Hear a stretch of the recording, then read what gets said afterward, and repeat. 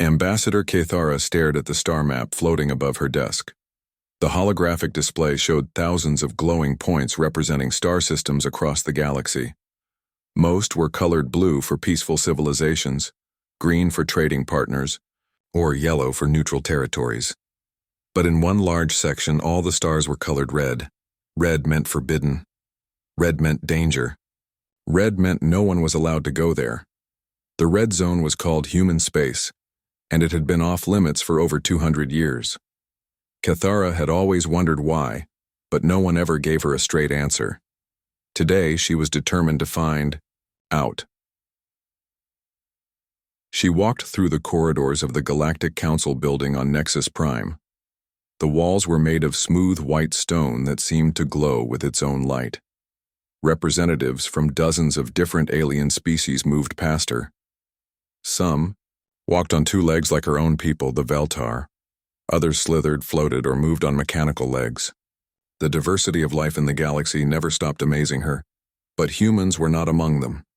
Humans had never been part of the Galactic Council. Cathara entered the Central Archives, a vast library that contained the history of every known civilization. The keeper was an old Trilaxian with purple skin and 6 arms. His name was Vexhan, and he had worked here longer than anyone could remember. "I need to see the files on human space," Cathara said. Vexhan's 4 eyes looked at her with concern. "Those records are restricted, Ambassador. Only council leaders can access them. I am a council member representing the Veltar Confederation. We are planning to expand our territory, and some of our scouts want to explore near the red zone. I need to know what dangers we might face." This was partly true. The Veltar were expanding and they were running out of good star systems to colonize. The space near human territory looked very promising on the charts. Vexhan hesitated, then activated his computer terminal. He searched for several minutes, his 6 arms dancing over the controls.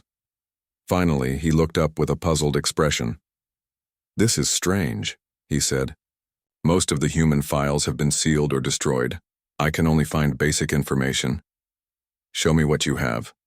The old keeper projected a small hologram above his desk. It showed a few scattered reports and some very old star charts. Cathara read through them quickly.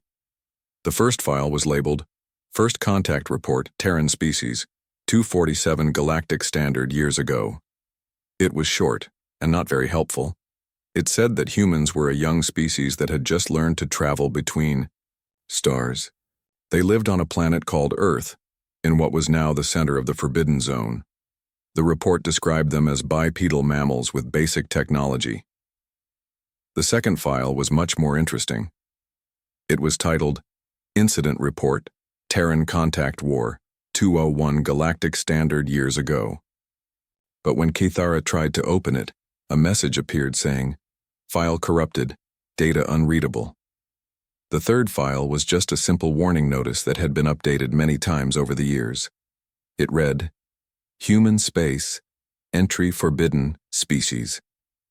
Classification, Permanently Hostile. Approach not recommended under any circumstances. "That's all?" Cathara asked. 200 years of history and this is all we have?" Vexhan nodded sadly. "I'm sorry, Ambassador. Most of the detailed records were removed about 50 years ago by order of the High Council. They said the information was too dangerous to keep in the general archives." Cathara felt her frustration growing. The Veltar were a practical people who liked facts and clear explanations. This mystery made no sense to her. "What about other species?" she asked. "Has anyone tried to explore human space recently?" The keeper searched again, and this time his expression became even more worried. "There have been 3 reconnaissance missions in the past century," he said. The Corvan Empire sent a science vessel called the Star Seeker about 90 years ago. The Zenthari Coalition sent a military scout ship called the Swift Blade about 60 years ago. And the Independent Traders Union sent a small exploration fleet about 30 years ago. What did they find? Nothing. What do you mean, nothing? I mean they found nothing because they never came back. All 3 missions simply vanished. No distress signals, no final reports, nothing. They entered human space and were never seen again. Cathara felt a chill run down her spine. 3 separate missions from 3 different species, all with advanced technology and experienced crews. All gone without a trace. "Have there been any other contacts with humans?" she asked. "None that are officially recorded. The standing orders from the High Council are very clear. No one is to approach human space under any circumstances. Any ship that even gets close to the boundary is ordered to turn back immediately." Cathara thanked the keeper and left the archives with more questions than answers. She walked slowly, back to her office thinking about what she had learned. Or rather, what she had not learned. The humans had been a young, primitive species 200 years ago. Something had happened during this Terran contact war that made the entire galaxy afraid of them. 3 advanced reconnaissance missions had vanished, trying to find out what was in human space. And now, the very mention of humans seemed to make people nervous. She sat down at her desk and looked at the star map again. The red zone seemed to pulse with mysterious danger. Whatever was in there, it had kept the most powerful civilizations in the galaxy away for 2 centuries. But Cathara was curious by nature, and the Veltar did not like unsolved mysteries. Her people were considering expansion toward that region of space, and they needed to know what they might be facing. She made a decision that would change everything. Cathara activated her private communication system and sent a coded message to Captain Zorthak, commander of the Veltar's most advanced stealth ship. The message was simple but would have consequences no one could imagine. "Prepare the Silent Wing for a classified reconnaissance mission. Destination: human space. Tell no one." Captain Zorthak stood on the bridge of the Silent Wing as his ship crossed into human space. He was a veteran of many dangerous missions, but something about this place made him nervous. The stars looked the same as anywhere else, but the silence on his communication channels felt wrong. Space was never this quiet. "Sensors show we have crossed the boundary," reported his science officer, a young Veltar named Pixtal. "We are now officially in forbidden territory." Zorthak nodded grimly. The Silent Wing was the most advanced ship in the Veltar fleet. It could hide from almost any sensor system and travel faster than most other vessels in the galaxy. If anyone could sneak into human space and return safely, it was his crew. "Take us deeper," he ordered. "Let's see what all the fuss is about." For the first hour, they found nothing unusual. Empty space, distant stars, and a few asteroids floating in the darkness. Zorthak began to wonder if the humans had simply died out and everyone was afraid of ghosts. Then Pixtal called out in surprise, "Captain, I'm detecting artificial structures ahead. They look like space stations or defense platforms." On the main screen, dozens of metal objects appeared. They were spread out across several million kilometers of space, forming a loose network around the inner systems. Some looked old and weathered, like they had been floating there for centuries. Others appeared newer and more advanced. "Run a detailed scan," Zorthak ordered. The results made everyone on the bridge go quiet. The platforms were not just random space junk. They were sophisticated defense stations, each one equipped with powerful weapons and sensor arrays. What made them truly shocking was their design. Each platform seemed to be built using technology from different alien species. "This section uses Corvin energy weapons," Pixtal reported, pointing to one platform. "That one has Xanthari shield generators, and this one over here looks like it's using Trilaxian communication systems." Zorthak felt his stomach drop. The Corvins, Xanthari, and Trilaxians were the 3 species that had sent reconnaissance missions into human space decades ago. The missions that had never returned. "It looks like the humans have been collecting souvenirs," he said quietly. The crew continued scanning the defense network. The more they learned, the more worried they became. The platforms were not just built from alien technology. They had been improved and modified in ways that seemed impossible. Weapons that should not work together were somehow integrated into single systems. Power sources from different species were connected in ways that defied known engineering principles. "Captain," called out his tactical officer, "I think these platforms are active. They're scanning us right now." "But we're under full stealth," Zorthak protested. "Nothing should be able to detect us." Tell that to them. Suddenly, alarms started, ringing throughout the ship. The Silent Wing's most advanced hiding systems were failing one by one.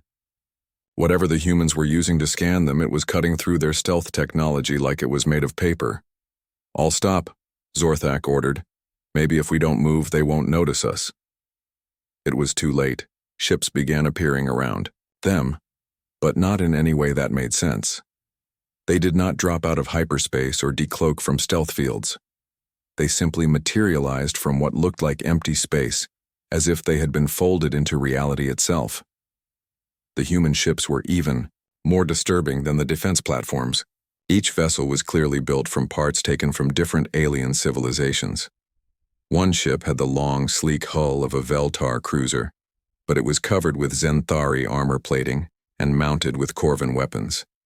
Another looked like a Trilaxian science vessel that had been turned into a warship with technology from at least 6 different species. "How many ships are out there?" Zorthak asked. "I count 15, but more keep appearing. It's like they're pulling ships out of nowhere." Zorthak had never seen anything like it. The human fleet looked like a collection of stolen and modified alien vessels, but they moved together with perfect coordination. Whatever these humans had become, they had learned to use everyone else's technology better than the original makers. "Open a communication channel," he ordered. "Let's try to talk to them." Pixtal activated the ship's communication system and began broadcasting the standard first contact greeting in 17 different languages. It was a peaceful message that every civilized species in the galaxy understood. The response came back in perfect Veltar, spoken with an accent that suggested the speaker had been using the language for years. "Unknown vessel, you have entered. Restricted space without authorization. You have 60 seconds to reverse course and leave this system immediately. This is the only warning you will receive." The crew looked at each other in shock. Veltar was not a common language. Very few non-Veltar had ever learned to speak it, and those who did usually had heavy accents and made grammatical mistakes. This human spoke it like a native. "How do they know our language?" Pixtal whispered. Zorthak was wondering the same thing, but he had more immediate concerns. He opened the communication channel and tried to sound calm and diplomatic. "This is Captain Zorthak of the Veltar vessel Silent Wing. We come in peace and mean no harm. We are simply exploring this region of space and had no intention of violating your territory." Captain Zorthak, service number VX7749, born on Veltar Prime in the city of Kethmore, graduated from the Naval Academy with honors 15 years ago. Married to scientist Pralara, 2 children named Vix and Tok. Your ship is the VCS Silent Wing, registry number 4419, launched 3 years ago and equipped with Mark 7 stealth systems. The human voice continued with information that should have been impossible for them to know. They listed every member of his crew by name, their family backgrounds, their service records, and their personal details. They knew the exact specifications of his ship, including classified modifications that were supposed to be top secret. "We know exactly who you are, Captain, and we know exactly why you're here. Ambassador Kithara sent you to investigate human space against direct orders from your government. You are not the first to try, and you will not be the last." Zorthak felt like ice water was flowing through his veins. How could they possibly know about Ambassador Kithara's orders? How could they know anything about Veltar politics or military operations? "Your 60 seconds are up, Captain. You can leave now, or we can make you leave. The choice is yours." On the tactical display, Zorthak could see that the human ships were moving into attack positions. Their weapons were powering up, and energy readings were spiking across multiple different systems. The humans had somehow combined the best weapons from every major civilization into single, incredibly powerful warships. "Set course for the boundary," he ordered reluctantly. "Maximum speed." "Should I send a message back to headquarters?" Pixtal asked. "Yes," Zorthak said, still staring at the human fleet surrounding them. "Tell them we found the humans, and tell them we understand now why no one comes back from human space." "What do you mean?" "Because the humans don't just live here anymore. They've been studying everyone who comes to visit, and I think they've been learning things that we never intended to teach them." Captain Zorthak ordered his ship to retreat, but something was wrong. The Silent Wing's engines were running at full power, but they were not moving away from the human fleet. In fact, they seemed to be moving deeper into human space. Engineering. "What's happening with our engines?" he called out. "Sir, the engines are working perfectly," came the reply from below. "All systems show normal operation." "Then why aren't we moving toward the boundary?" His navigation officer, Krelhan, checked his instruments with growing panic. "Captain, according to our sensors, we are moving at maximum speed toward the edge of the system. But according to the star positions, we're actually heading in the opposite direction." Zorthak felt his blood turn cold. Somehow the humans were making his ship's sensors lie to them. They thought they were escaping, but they were actually flying deeper into the trap. "All stop," he ordered. "Shut down all engines immediately." The ship stopped moving, but now they were completely surrounded. More human vessels appeared from nowhere, until there were at least 30 ships in a perfect sphere around the Silent Wing. Each ship was different, built from parts of various alien civilizations, but they all moved together like parts of a single organism. "Captain," Pixtal said quietly, "I'm detecting movement near our hull. Small objects are approaching the ship." On the external cameras, they could see dozens of small pods flying toward them. The pods were sleek and black, and they moved with purpose. Some looked like Zenthari boarding craft, others resembled Corvin assault shuttles, but all had been modified with unknown technology. "Raise shields," Zorthak ordered. "Shields are up at maximum power," his tactical officer reported. "But sir, the pods are passing right through them. Our shields aren't stopping them at all." This was impossible. Veltar's shields were among the best in the galaxy. They could stop energy weapons, deflect physical objects, and even block some types of radiation. Nothing should be able to pass through them without causing some kind of reaction. The first pod attached itself to the hull near the main airlock. Instead of cutting through the metal or blasting a hole, it simply seemed to merge with the ship's structure. One moment there was solid hull, the next moment there was an opening that had not been there before. "How are they doing that?" Krelhan asked in amazement. "I don't know," Zorthak replied, "but I don't think we're dealing with normal technology anymore." More pods attached to different parts of the ship. Each one created its own entrance without triggering any of the ship's security systems. The Silent Wing had sensors that could detect a single molecule of foreign gas, but somehow the human boarding craft were invisible to all of them. "Captain, we have intruders on Deck 7, Security Chief Vaxtel reported over the communication system. "They're moving toward the engineering section." "How many?" "Unknown, sir. Our internal sensors can't track them properly. They show up for a few seconds, then disappear, then show up somewhere else." Zorthak grabbed his weapon and headed for the door. "All crew members, arm yourselves and prepare to repel boarders. Use lethal force if necessary." He ran through the corridors of his ship with 3 of his officers behind him. The Silent Wing was built like a maze to confuse intruders, but somehow, the humans seemed to know exactly where they were going. Every time Zorthak's team reached a section where the intruders had been reported, they found only empty corridors. "Sir, they've reached the main computer core." Vaxtel's voice crackled over the intercom. "They're accessing our files." "Stop them," Zorthak ordered. "We can't find them, sir. Every time we get close, they vanish." Zorthak felt like he was fighting ghosts. The humans moved through his ship like they owned it, avoiding his security teams and reaching critical systems without triggering a single alarm. Then he saw one of them. The human was standing in the main corridor, not trying to hide. It was, wearing power armor that looked like a combination of different alien designs. The helmet was Zenthari, the chest plate was Corvin, the arms were Trilaxian, and the legs were something Zorthak had never seen before. But somehow it all worked together perfectly. "Stop right there," Zorthak shouted, raising his weapon. The human turned toward him and spoke through an external speaker. The voice was calm and almost friendly. "Captain Zorthak, there is no need for violence. We are not here to hurt you or your crew." "Then what do you want?" "We want you to understand something important. Your weapons will not work on us, your shields cannot stop us, and your sensors cannot track us. This is not because we are superior beings. It is because we have studied your technology for a very long time." To prove the point, the human walked straight toward Zorthak.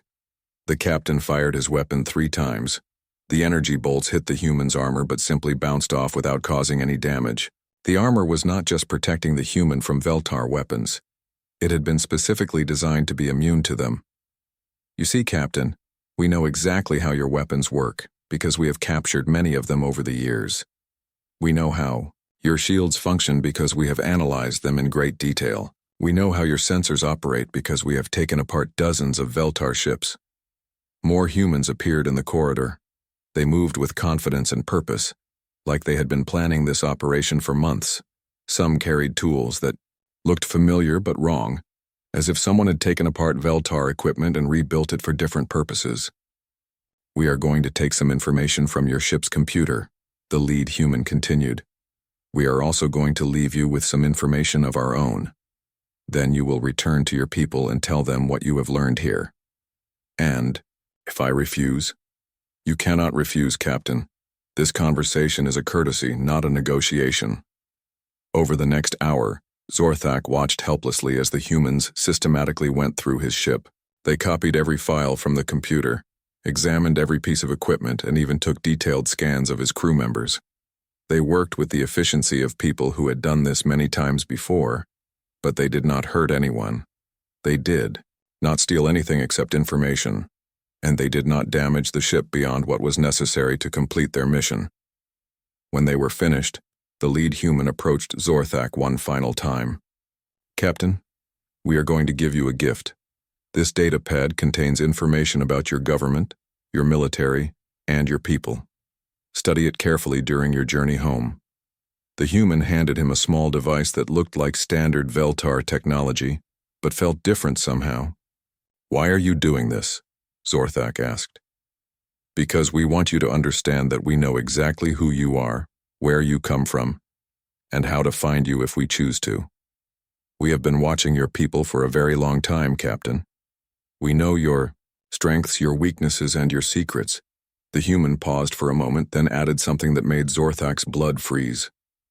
We know about your homeworld's defenses, Captain. We know about your military bases, your government buildings, and your family's address. We know because we have been there. We have walked among your people, and they never knew we were aliens.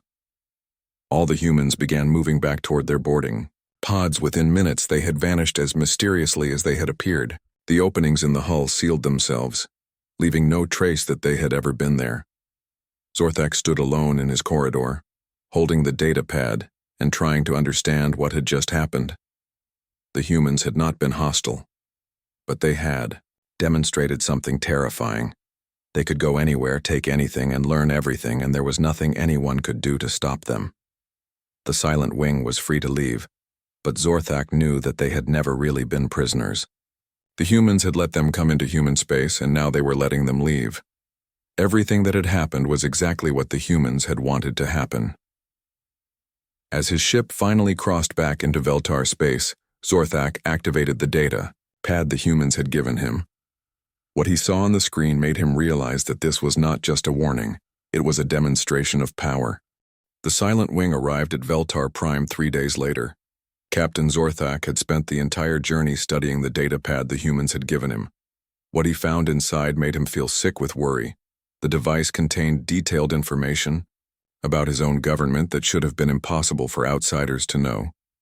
Military plans, secret communications between officials, and even personal information about high-ranking leaders. The humans knew about classified weapons projects, hidden military bases, and political scandals that had never been made public. Most disturbing of all were the photographs, hundreds of images showing what appeared to be Veltar citizens going about their daily lives on the homeworld. But when Zorthak looked closer, he noticed small details that were wrong. A person's eyes were slightly different. Someone's skin had an unusual texture. Others moved in ways that seemed almost right but not quite natural. The humans had not just been watching Veltar space from a distance. They had been living among the Veltar people, disguised as ordinary citizens. When the Silent Wing docked at the main military station, Zorthak was immediately taken to a secure meeting room. Waiting for him were Admiral Kexvar, the head of Veltar military intelligence, and Ambassador Kethara, the woman who had sent him on this mission. "Tell us everything," Admiral Kexvar said. Zorthak gave a complete report of what had happened in human space. He described the defense platforms built from alien technology, the ships that appeared from nowhere, and the boarding operation that had bypassed all of their security systems. When he finished, the room was silent for a long time. "This is impossible," Admiral Kexvar said finally. "No single species could have technology this advanced. The humans were primitive when we last had contact with them." "When was that contact?" Zorthak asked. The Admiral and Ambassador looked at each other uncomfortably. Ambassador Kethara spoke. "First, there has been no official contact with humans for over 200 years. All records of the original interaction were classified or destroyed. Why? Because the truth was too embarrassing for the galactic community to admit." Ambassador Kethara activated a hidden computer terminal built into the meeting table. She entered several security codes and accessed files that Zorthak had never seen before. "What I'm about to show you is known only to the highest levels of government in 6 different civilizations," she said. "This information has been kept secret for 2 centuries because it makes us all look like fools." The holographic display showed an old star chart with Earth at the center. Around it were marked the territories of 6 major galactic powers from 200 years ago: the Corvan Empire, the Zenthari Coalition, the Trilaxian Republic, the Veltar Confederation, the Nexus Alliance, and the Galactic Trade Union. 201 years ago, humans made first contact with the galactic community, Ambassador Kethara explained. They were a young species, barely capable of traveling between nearby star systems. They had primitive technology, a small population, and controlled only a few dozen worlds. They wanted to join the galactic community and learn from more advanced civilizations. They offered to share their planet's resources and their scientific research in exchange for technology and protection. Admiral Kexvar took over the explanation. The problem was that human space was located in a very valuable region. Their star systems contained rare minerals. Their planets had perfect conditions for colonization, and their location would give any major power control over several important trade routes. So instead of welcoming the humans into the galactic community, the 6 major powers decided to divide up human territory among themselves. They formed a secret alliance called the Colonial Administration Pact. The holographic display changed to show battle plans and invasion routes. Zorthak stared at the images with growing horror. "You invaded them?" "It was not supposed to be an invasion," Ambassador Kethara said defensively. "The plan was to gradually take control of human space through economic pressure, political manipulation, and limited military action. The humans would become dependent on the major powers for technology and trade. Eventually, they would voluntarily give up their independence." But the humans did not cooperate with this plan, Admiral Kexvar added grimly. "When they realized what was happening, they fought back." The display showed the progression of what the official records called the Terran Contact War. It had started as a series of small conflicts between human settlers and alien colonization forces. The major powers expected the fighting to end quickly. Humans had inferior technology and were vastly outnumbered. Instead, the war lasted for 6 years and became increasingly brutal. The humans used tactics that no civilized species had ever seen before. They attacked supply lines, sabotaged equipment, and used captured alien technology in ways that defied all military logic. "They were like nothing we had ever fought," Admiral Kexvar said quietly. "Every time we developed a new weapon, they found a way to turn it against us. Every time we thought we had them cornered, they would appear somewhere else and attack our weakest positions. The worst part was that they kept learning. Every battle made them stronger and smarter. They studied our tactics, reverse-engineered our technology, and began building hybrid weapons that combined the best features from all 6 major powers." Ambassador Kethara brought up images from the final phase of the war. They showed human ships that looked like nightmares built from the wreckage of dozens of different alien vessels, but somehow functioning perfectly.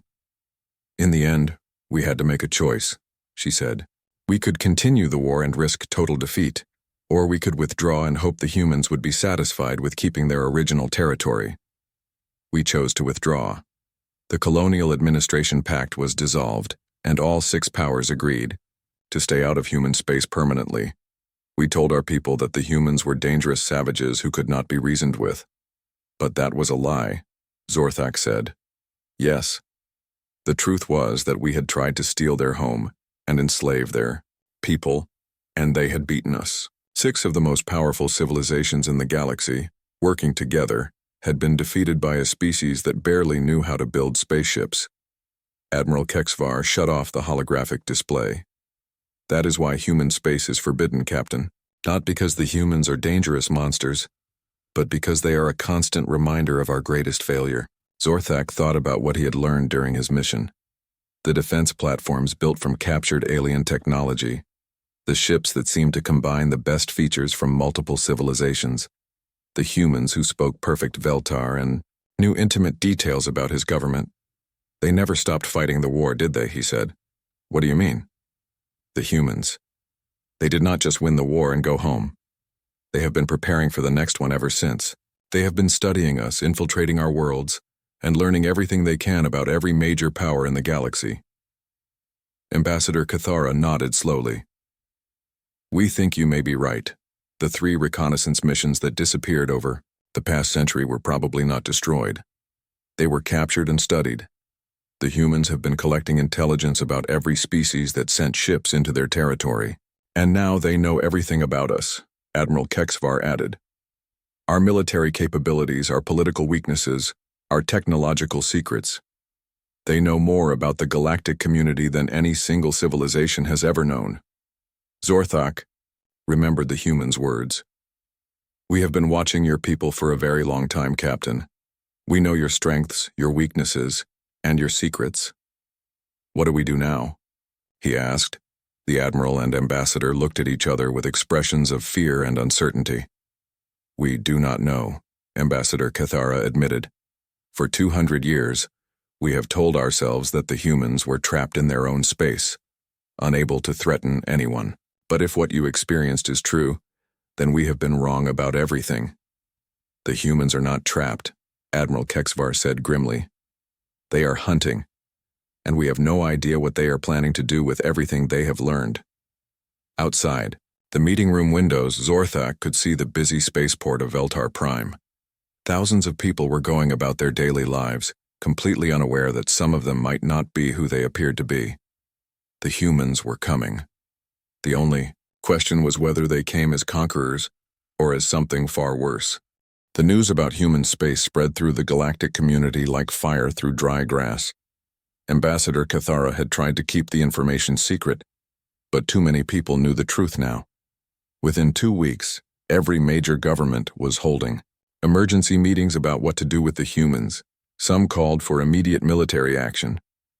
The Corvan Empire wanted to assemble a massive fleet and attack human space before the humans could make the first move. The Xanthari coalition suggested using their most powerful weapons to destroy every human world at once. Others wanted to try peaceful contact. The Trilaxian Republic believed they could negotiate with the humans and find a solution that worked for everyone. The Nexus Alliance thought they should offer the humans full membership in the galactic community. But while the politicians argued and debated, something else was happening that made all their discussions meaningless. Human ships began appearing at the edge of every major star system in the galaxy. They did not attack. They did not make threats. They simply arrived and waited, hanging in space like silent watchers. The ships were different in each system, clearly built from local technology that had been captured and improved over the years. Near Veltar Prime, the human ships looked like advanced versions of Veltar designs. Near the Corvan homeworld, they appeared to be built from Corvan technology. Each fleet was perfectly designed to fight against the defenses of the system it was watching. The message was clear without any words being spoken. The humans could reach anywhere they wanted, anytime they wanted, and they were ready for anything. Then the communication arrived. It came to every government building, every military base, and every major communication center in the galaxy at exactly the same time. The message was broadcast in hundreds of different languages, using perfect grammar and local expressions that showed deep understanding of each culture. Ambassador Cathara was in her office on Veltar Prime when the message reached her. The holographic display activated by itself, showing a simple image of a human face. The person looked ordinary, neither young nor old, with features that could have belonged to almost any species if you ignored the small details. When the human spoke, it was in perfect Veltar with an accent from Kithara's own home region. People of the galaxy, we are humanity. For 200 years you have wondered why no one crosses into human space. You have told yourselves stories about what we might be. Some of you believe we are monsters. Others think we are savages. A few imagine we are primitive creatures, hiding in the dark. The truth is simpler than your stories, but more disturbing than your worst fears. We are what you made us. The image changed to show historical records from the Terran Contact War. Not the official versions that had been edited and cleaned up, but the real footage of what had happened. Burning human cities, families being separated, children crying as their homes were destroyed. 201 years ago, we reached out to the galaxy in friendship. We wanted to learn, to grow, to become part of something larger than ourselves. Your response was to try to divide our worlds among yourselves like pieces of cake. You taught us that friendship was weakness. You taught us that trust was dangerous. You taught us that the only way to survive in this galaxy was to become stronger, smarter, and more prepared than everyone else. The display showed images of the defense platforms in human space, the hybrid ships, and the infiltration operations that had been going on for decades. So we became students. We studied every species that had tried to destroy us. We learned your languages, your cultures, your technologies, and your weaknesses. We became experts in how you think, how you fight, and how you can be defeated. We are the galaxy's immune system. When civilizations become too aggressive, too greedy, or too dangerous, we take notes. We learn. We prepare. Ambassador Kithara felt her hands shaking as she watched the message. Around her, she could hear other government officials crying out in shock and fear as they realized the implications of what they were hearing. The human continued speaking, and now the image showed detailed information about corruption, war crimes, and exploitation from dozens of different civilizations, secret military projects, illegal weapons research, the enslavement of primitive species, the destruction of entire worlds for profit. We know about the Corvan slave markets on Telos Prime. We know about the Zenthari experiments on captured prisoners. We know about the Trilaxian genocide on the Outer Rim. We know about the Veltar arms dealing with terrorist organizations. We know because we have been watching. We have been recording. We have been remembering everything. The message changed tone, becoming less accusing and more businesslike. We are offering the galaxy a choice.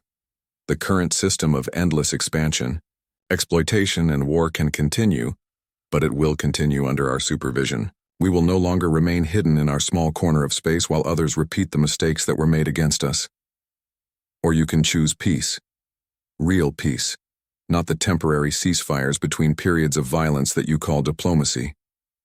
A new galactic order where conflicts are resolved through negotiation instead of conquest. If you choose peace, we will help you build it. If you choose war, we will end it. If you choose to ignore this message and continue as before, you will discover why no one else crosses into human space.